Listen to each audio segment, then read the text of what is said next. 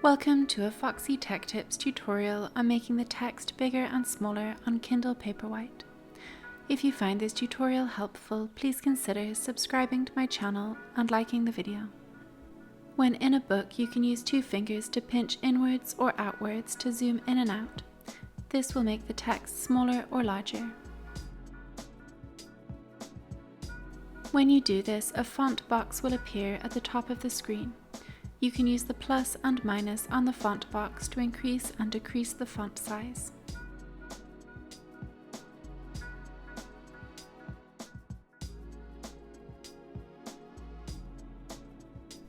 Another way to change the text size is to tap the top portion of the screen to open the options.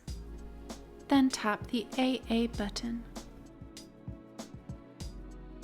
Tap Font from the menu bar. Here to the right of size, you can use the plus and minus icons to change the font size. And that draws an end to this tutorial. Please like the video if you found it helpful and subscribe to Foxy Tech Tips for more Kindle tips and tricks.